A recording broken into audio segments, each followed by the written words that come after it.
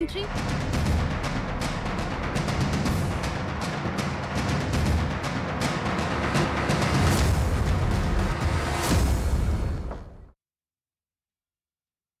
अनादि टीवी की खास पेशकश सत्ता का फाइनल में आपका स्वागत है। मैं हूं रत्नाकर त्रिपाठी। मध्य प्रदेश में एक बार फिर जोड़ तोड़ की राजनीति का सिलसिला शुरू हो गया है। उपचुनावों के नतीजे से पहले एक बार फिर प्रदेश की राजनीति गर्मा गई है। बीजेपी ने अपने प्लान बी पर काम शुरू कर दिया है, या यूं कहें कि बीजेपी ने अपनी सरकार को सुरक्षित रखने की कवायद तेज कर दी है। प्रदेश में सियासी हलचल तब और बढ़ गई जब बसपा निर्दलीय विधायक मंत्री भूपेंद्र सिंह से मिलने उनके घर पहुंच गए। इस मुलाकात के कई सियासी मायने निकाले जा रहे हैं। वहीं कांग्रेस भी जीत के दावे के साथ कह रही है कि बीजेपी के विधायक भी हमारे संपर्क में हैं। साथ में कमलनाथ आरोप लगा रहे हैं कि बीजेपी दूसरे दलों के और निर्दलीय विधायकों को अपने साथ आने के लिए प्रलोभन दे रही है। अब सवाल ये उठता है कि क्या उपचुनाव के नतीजों के बाद एक बार फिर प्रदेश में जोड़ तोड़ की राजनीति देखने को मिलेगी, क्योंकि संकेत तो कुछ ऐसे ही मिल रहे हैं। आज के सत्ता का फाइनल में हम इसी मुद्दे पर बात करेंगे, लेकिन इससे पहले देखिए हमारी ये खास रिपोर्ट। मार्च महीने में कमलनाथ सरकार गिरने से पहले सियासी हलचल की जो तस्वीरें सामने आई थी, अब उपचुनाव के नतीजों से पहले एक बार फिर वही तस्वीरें सामने आने लगी हैं। मध्य प्रदेश में 28 सीटों पर उपचुनाव हो चुके हैं। बीजेपी और कांग्रेस को 10 तारीख का इंतजार है। इसी दिन मतों की गणना होगी और पता चलेगा कि प्रदेश की सत्ता की कुर्सी पर कौन काबिज होगा। ये 28 सीटों के नतीजे ही तय करेंगे कि प्रदेश में कमलनाथ सरकार की वापसी होगी या फिर शिवराज सरकार ही अगले 3 साल तक प्रदेश की सत्ता संभालेगी। इस बीच बीएसपी निर्दलीय विधायकों ने कांग्रेस के दिल की धड़कनें बढ़ा दी हैं। विधानसभा उपचुनाव के नतीजे आने के पहले मेल मिलाप का दौर शुरू हो गया है। बीजेपी चुनाव प्रबंधन समिति के संयोजक भूपेंद्र सिंह के बंगले पर बड़ी गहमा गहमी देखने को मिली। बीएसपी विधायक संजीव कुशवाहा, निर्दलीय विधायक सुरेंद्र सिंह शेरा और हमेशा शक के दायरे में रहने वाले बीजेपी विधायक नारायण त्रिपाठी ने बंद कमरे में भूपेंद्र सिंह से मुलाकात की, जिसके कई सियासी मायने निकाले जा रहे हैं। सवाल उठ रहे हैं कि क्या निर्दलीय विधायक भी बीजेपी को समर्थन देने जा रहे हैं। सूत्रों की माने तो बीजेपी नतीजे आने के पहले उनको समर्थन दे रहे विधायकों को साधने का प्रयास कर रही है। हालांकि मंत्री भूपेंद्र सिंह ने इस मुलाकात को सामान्य भेंट बताया। वहीं बीएसपी विधायक संजीव कुशवाहा ने भी इस मुलाकात को सामान्य बताया है और कहा है कि जब कांग्रेस की सरकार थी तो कांग्रेस के साथ थे, अब बीजेपी की सरकार है तो बीजेपी के साथ है। देखिए, सामान्य मुलाकात है, हमेशा हम लोगों की मुलाकात होती रहती है। अभी सभी लोग भोपाल में है तो इसलिए सामान्य मुलाकात हुई है। क्षेत्र के विकास पर चर्चा होती है और सामान्य मुलाकात है, इसमें कोई इसके अलावा कोई विषय नहीं है। कई मायने बिल्कुल नहीं निकाले जाएं, ये कोई राजनीतिक मुलाकात नहीं थी।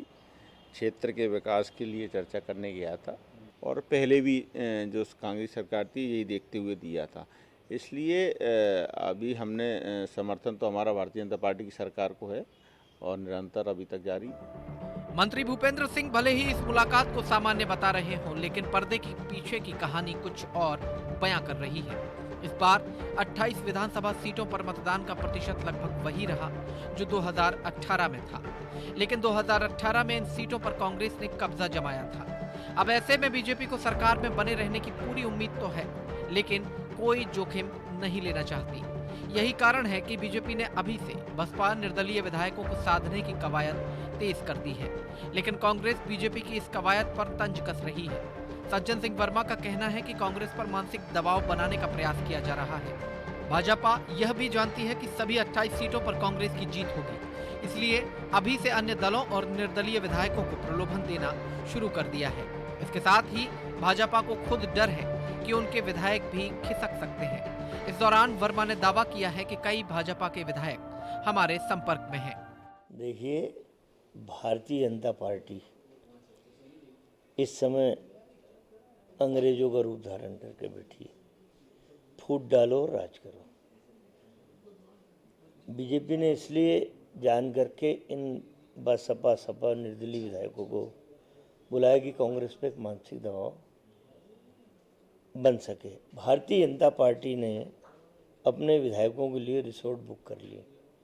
अब कांग्रेस के विधायक तो जाने वाले नहीं हैं, बीजेपी के विधायक जरूर आने की संभावना है। एक तरफ उपचुनाव के नतीजों से पहले मेल मिलाप का दौर शुरू हो गया है, तो दूसरी तरफ विधायकों के संपर्क में होने के दावे भी किए जा रहे हैं।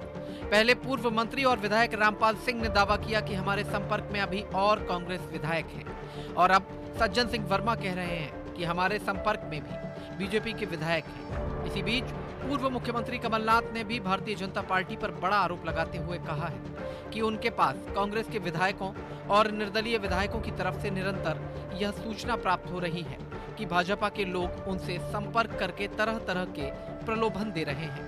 उपचुनावों में मध्य प्रदेश के मतदाताओं ने 28 सीटों में खुलकर सच्चाई का साथ दिया है और भारतीय जनता पार्टी को ये एहसास हो रहा है कि वह चुनाव बुरी तरह हारने वाले हैं।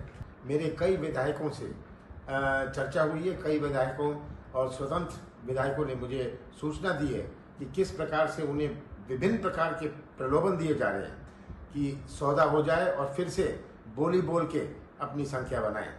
मैं भारतीय जनता पार्टी को साफ और स्पष्ट बताना चाहता हूं कि मध्य प्रदेश की जनता ये ऐसी सरकार जो प्रदेश को कलंकित करती है कभी स्वीकार नहीं करेगी। उपचुनाव के नतीजों से पहले ये सियासी हलचल इसलिए और खास हो जाती है क्योंकि विधानसभा का गणित कुछ अलग ही चल रहा है। मध्य प्रदेश में वैसे तो कुल 230 सीटें हैं, लेकिन दमोह सीट रिक्त होने के कारण ये संख्या फिलहाल 229 हो गई है। ऐसे में सत्ताधारी बीजेपी के पास 107 विधायक हैं। उसे सत्ता में बने रहने के लिए महज 8 सीटें जीतनी हैं, जबकि कांग्रेस के पास 87 विधायक हैं और उसे सत्ता में वापसी के लिए सभी 28 सीटें जीतनी होगी। अगर ऐसे में 28 सीटों पर हुए उपचुनाव में कोई उलटफेर होता है तो दोनों दलों के पास सपा, बसपा और निर्दलीय विधायकों के सहारे के अलावा कोई विकल्प नहीं बचेगा।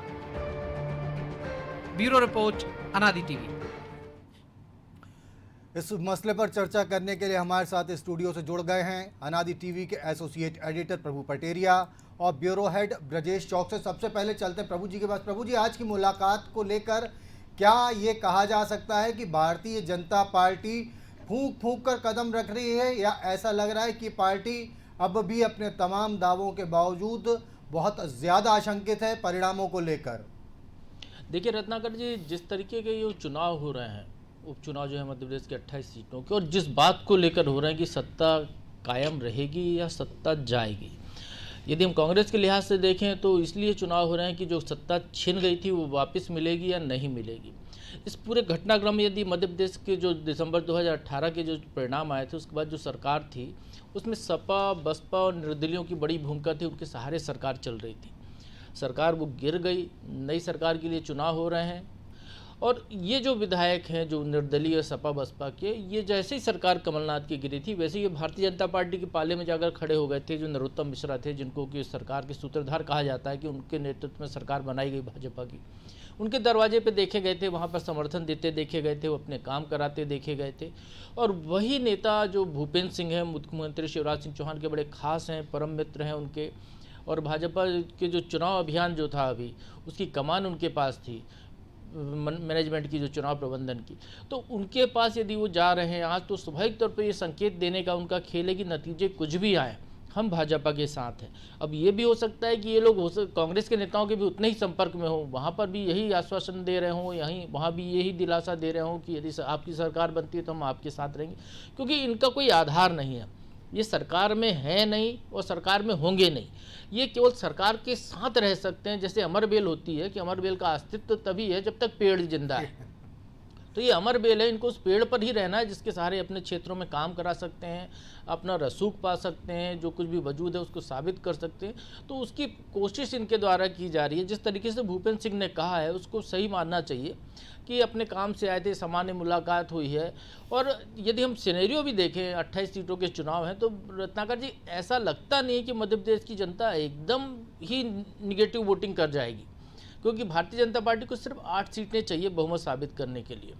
कांग्रेस को पूरी 28 चाहिए। यदि 20 भी कांग्रेस को मिल जाती है तो उसको भी 7 लोगों की जो है उनकी ज़रूरत पड़ेगी, और वो भी पूरे 7 नहीं हैं, उसमें से भी 2 तो भाजपा के पक्ष में पहले ही जा चुके हैं खुलकर। तो इस तरीके से कांग्रेस की राह बहुत मुश्किल दिखाई देती है यहाँ पर, यदि मतदान पूरे की पूरा उनके पक्ष में नहीं जाता है तो।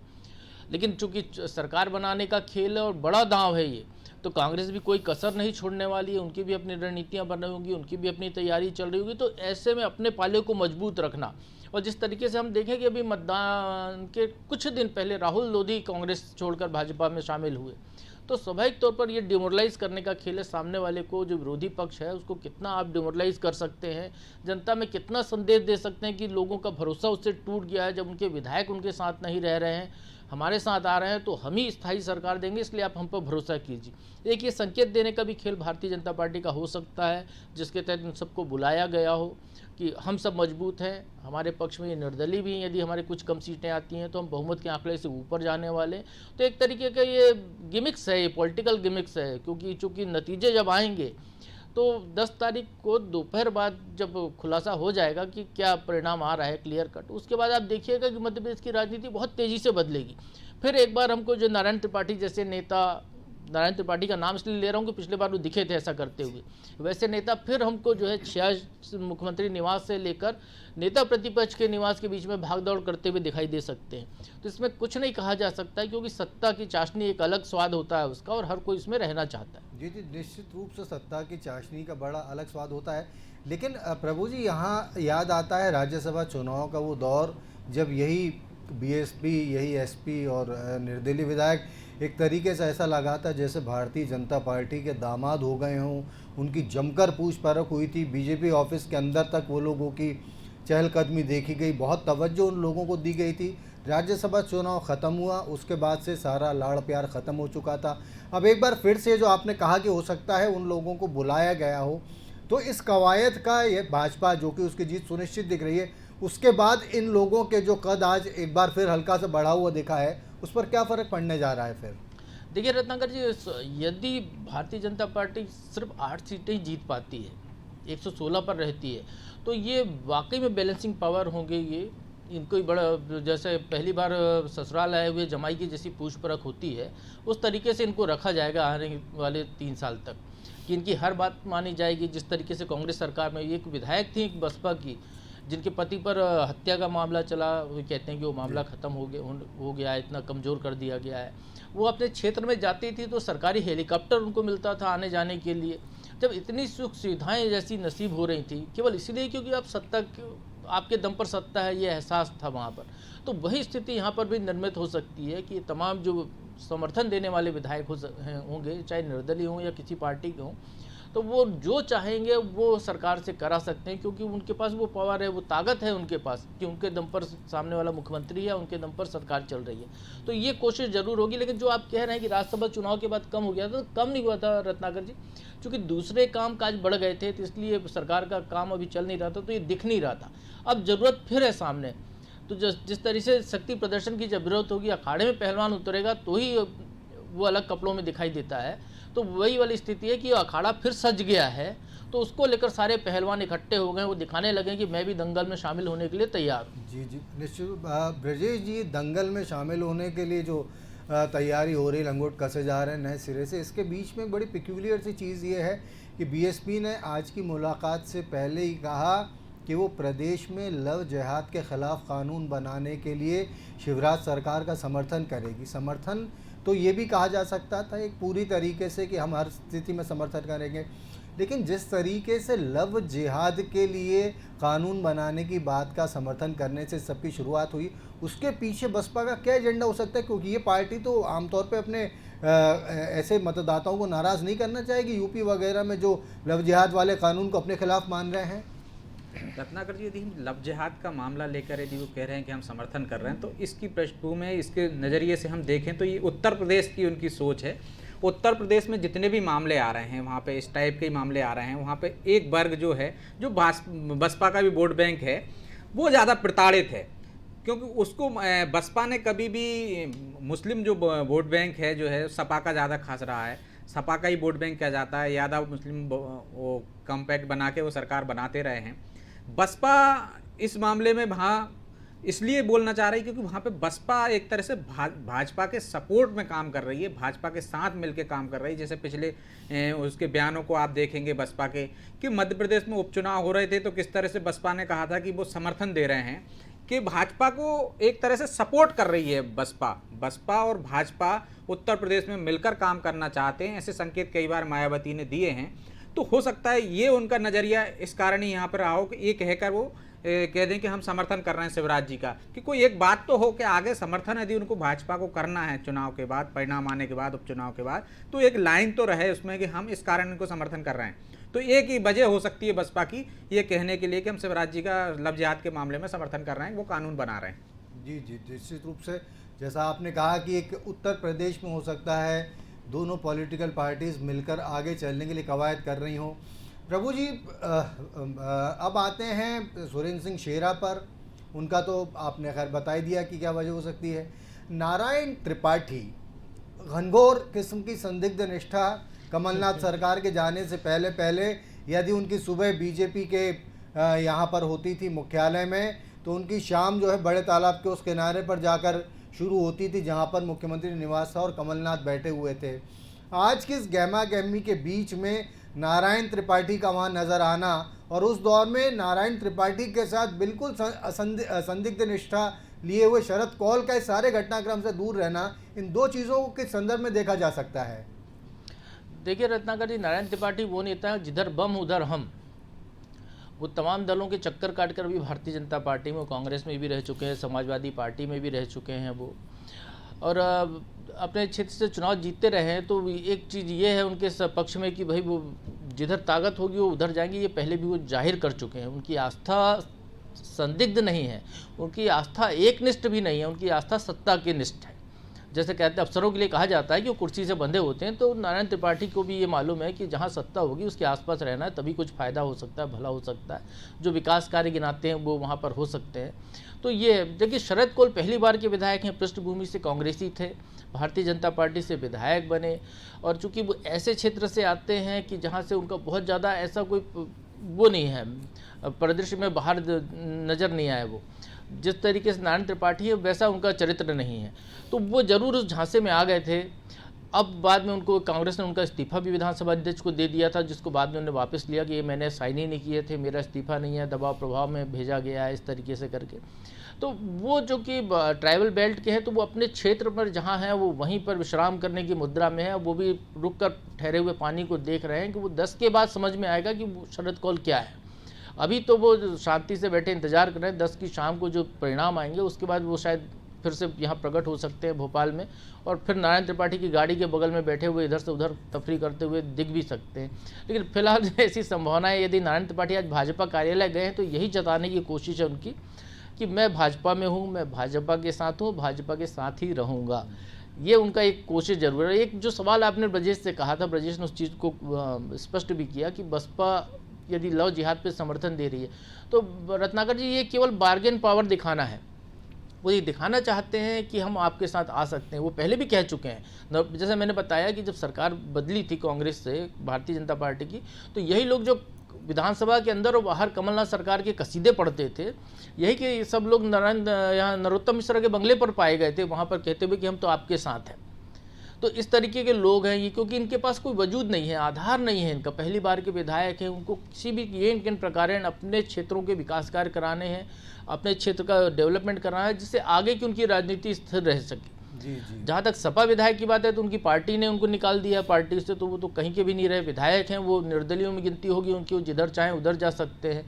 तो एक बहुत मध्य प्रदेश की यदि हम कहें विधानसभा की राजनीति जो है बहुत ज़्यादा कशमकश भरी है। अभी मतदाता ने क्या निर्णय लिया इस पर निर्भर करता है रत्नाकर जी। जैसा आपने पैकेज में बताया भी है कि लगभग पिछले साल के बराबर, पिछले चुनाव के बराबर पोलिंग हुई है, और पिछली बार यही पोलिंग पर नतीजे कांग्रेस के पक्ष में गए थे। और उसी पोलिंग पर अब उम्मीद की जा रही है कि चूंकि सत्ता में भाजपा है तो उसके पक्ष में जा सकते हैं।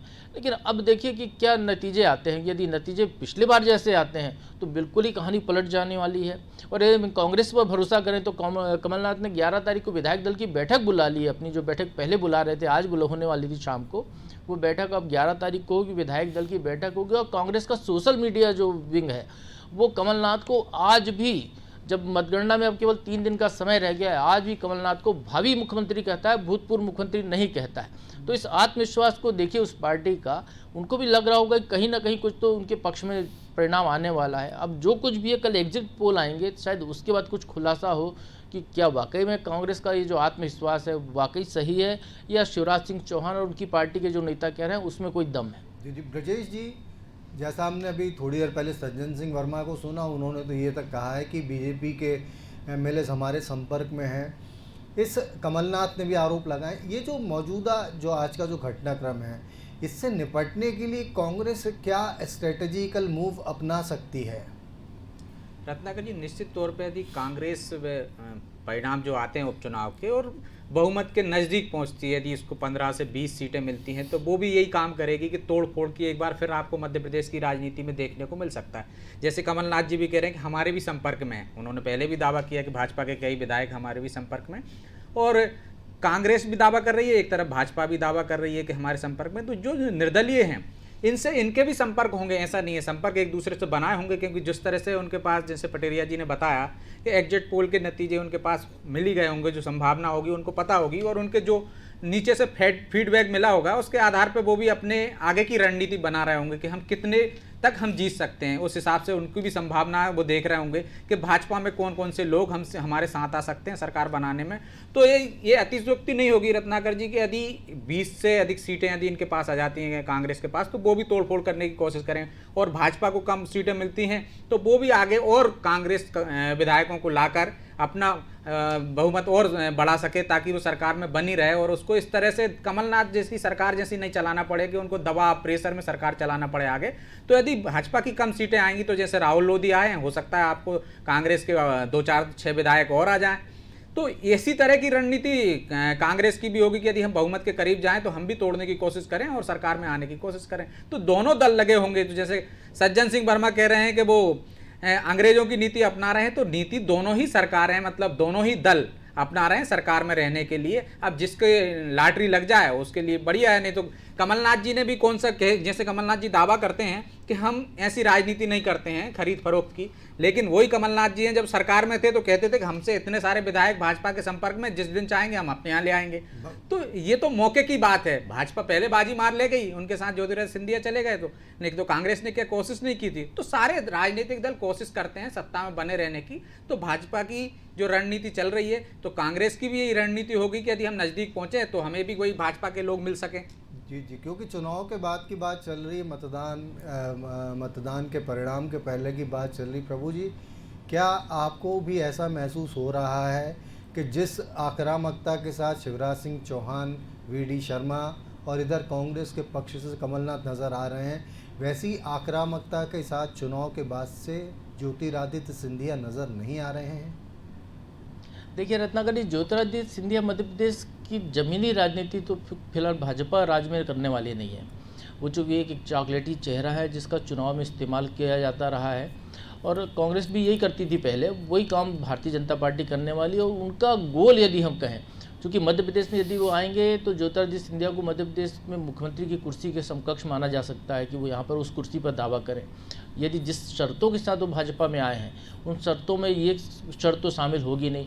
केंद्रीय मंत्री बनाने का एक जरूर मामला चल रहा है कि उनको केंद्रीय मंत्री बनाया जा सकता है। तो आप उम्मीद कीजिए कि बहुत जल्दी जो अगला विस्तार होगा मोदी सरकार का, उसमें सिंधिया केंद्रीय मंत्री की भूमिका में दिखाई दे सकते हैं। और चुनाव प्रचार को लेकर उन्होंने खासी मेहनत की भारतीय जनता पार्टी के लिए, जैसा वो करते रहे हैं पहले भी कांग्रेस के लिए।